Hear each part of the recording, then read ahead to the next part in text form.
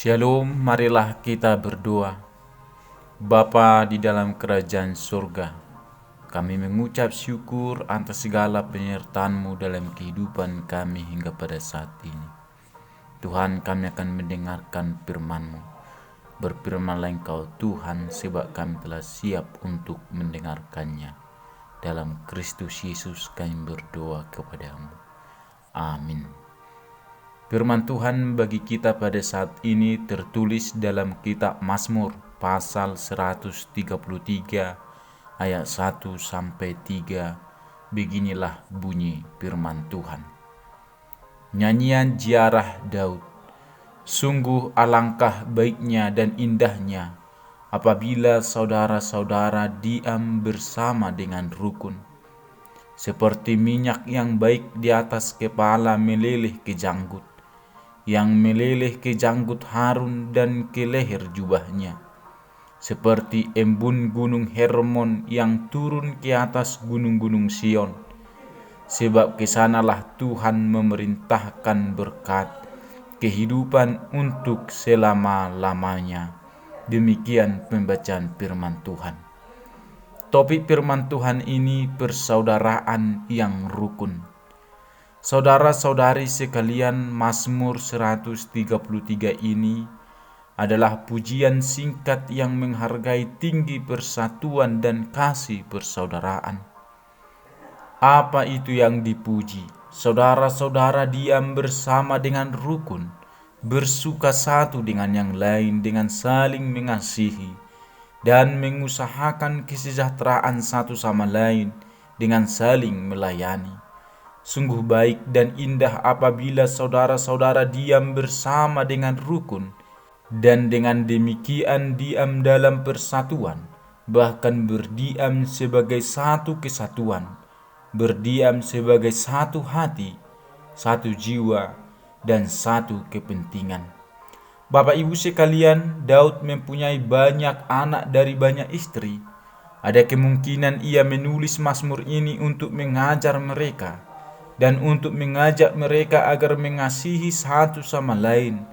Dan seandainya saja mereka melakukan ini, maka banyak dari kejahatan-kejahatan yang timbul di dalam keluarganya pasti sudah dapat dihindarkan dengan baik.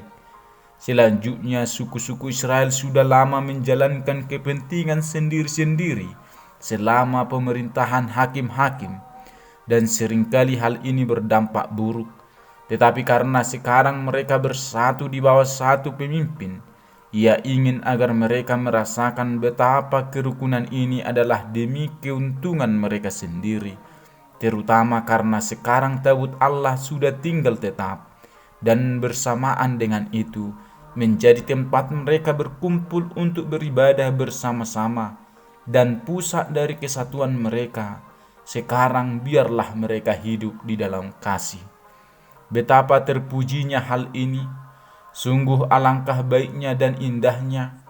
Kerukunan itu baik dengan sendirinya, seturut kehendak Allah. Penyesuaian bumi dengan surga itu baik bagi kita, Bapak Ibu sekalian. Bagi kehormatan dan penghiburan kita, itu indah dan menyenangkan bagi Allah dan bagi semua orang baik. Itu membawa kesenangan yang terus-menerus kepada orang-orang yang hidup rukun seperti itu. Sungguh alangkah baiknya. Kita tidak dapat membayangkan atau mengutarakan betapa baik dan indahnya hal itu. Lihatlah, ini suatu hal yang jarang terjadi dan oleh sebab itu mengagumkan. Lihatlah dan takjublah bahwa ada kebaikan dan keindahan yang begitu besar di antara manusia. Begitu banyak suasana surga di atas bumi ini. Lihatlah, ini suatu hal yang menyenangkan, yang akan menarik hati kita. Lihatlah, ini suatu hal yang patut dicontoh, yang dimanapun terjadinya, haruslah kita tiru secara kudus. Saudara-saudari sekalian, bagaimana keindahan kerukunan ini digambarkan.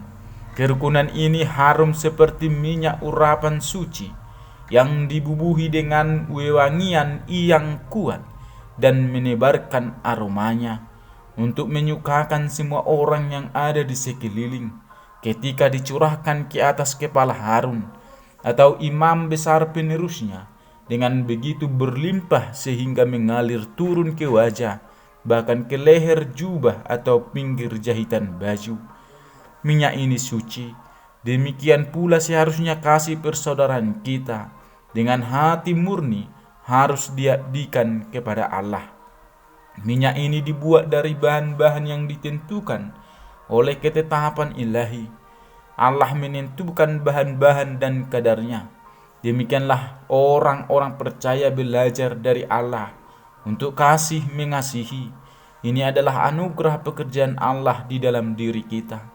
Minyak itu sangat berharga dan merupakan jenis yang tidak boleh digunakan untuk kepentingan biasa. Demikianlah kasih suci itu dalam pandangan Allah sangat mahal harganya. Apa yang berharga dalam pandangan Allah pasti benar-benar berharga. Minyak itu menyenangkan bagi Harun sendiri dan bagi semua orang di sekelilingnya. Demikian pula kasih suci itu. Kasih itu seperti minyak dan wangi-wangian yang menyukakan hati. Kasih Kristus kepada umat manusia adalah bagian dari minyak sebagai tanda kesukaan itu, yang dengannya ia diurapi melebihi teman-teman sekutunya. Harun dan anak-anaknya tidak diperbolehkan melayani Tuhan sebelum mereka diurapi dengan minyak ini. Dan pelayanan-pelayanan kita pun tidak akan diterima oleh Allah tanpa kasih yang suci ini. Jika kita tidak memiliki kasih ini, kita sama sekali tidak berguna.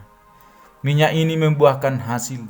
Selain berguna, minyak ini juga menyenangkan. Ia seperti embun yang membawa serta berkat-berkat yang melimpah, yang tercurah sebanyak tetesan embun, yang menyejukkan panas yang menyengat dalam hawa nafsu manusia. Seperti embun senja menyejukkan udara dan kembali menyegarkan bumi. Ia berperan besar dalam membuat kita berbuah dalam segala hal yang baik. Ia membasahi hati dan membuatnya lembut, dan melayakkannya untuk menerima benih yang baik dari firman Allah. Kebalikan dari ini, kejahatan dan kepahitan membuat kita tidak pantas menerimanya.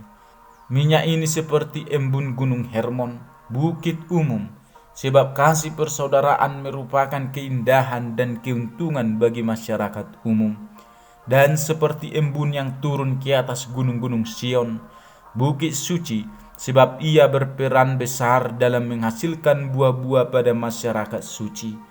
Baik Hermon maupun Sion akan layu tanpa embun ini. Dikatakan tentang embun bahwa ia tidak menanti-nantikan orang dan tidak mengharap-harapkan anak manusia. Kasih kita kepada saudara-saudara kita tidak boleh kita berikan sesudah mereka mengasihi kita. Itu namanya kasih pemungut cukai, tetapi harus diberikan sebelumnya. Itulah kasih ilahi. Bukti dari keunggulan kasih persaudaraan. Orang-orang yang mengasihi adalah orang-orang yang diberkati, sebab mereka diberkati Allah, dan oleh sebab itu benar-benar diberkati. Kesanalah di mana saudara-saudara berdiam bersama dengan rukun. Tuhan memerintahkan berkat, berkat yang berlipat-lipat, yang mencakup semua berkat. Adalah hak istimewa Allah untuk memerintahkan berkat. Manusia hanya bisa memohonkan berkat. Berkat-berkat yang sesuai dengan janji adalah berkat-berkat yang diperintahkan, sebab ia telah memerintahkan perjanjiannya untuk selama-lamanya. Berkat-berkat yang terlaksana adalah berkat-berkat yang diperintahkan, sebab ia berfirman maka jadilah. Mereka diberkati untuk selama-lamanya. Berkat yang diperintahkan Allah kepada orang-orang yang berdiam di dalam kasih adalah kehidupan untuk selama-lamanya. Itulah berkat dari semua berkat. Orang-orang yang berdiam di dalam kasih tidak hanya berdiam di dalam Allah, tetapi juga sudah berdiam di sorga. Sama seperti kesempurnaan kasih adalah keadaan diberkati secara surgawi, demikian pula ketulusan kasih merupakan pertanda dari keterberkatan surgawi itu.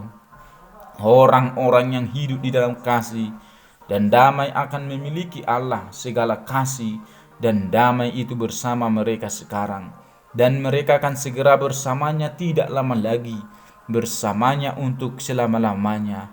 Di dunia kasih dan damai yang tanpa akhir, sungguh alangkah baiknya saat itu dan alangkah menyenangkannya. Amin. Marilah kita berdoa. Bapa dalam sorga, terima kasih Tuhan buat kesempatan yang Kau berikan kepada kami untuk mendengarkan firman-Mu. Kuatkan kami Tuhan dan tolong kami untuk melakukan firman-Mu. Kiranya kami Tuhan mampu hidup rukun di tengah-tengah kehidupan kami, memiliki persaudaraan yang rukun di tengah-tengah keberlangsungan kehidupan kami. Tuhan, mampukan kami dalam hal itu. Tuhan Yesus, kami menyerahkan hidup kami kepadamu. Ampuni kami atas segala keberdosaan kami. Dalam Putra-Mu Yesus Kristus kami berdoa kepadamu. Amin. Shalom bagi kita semuanya.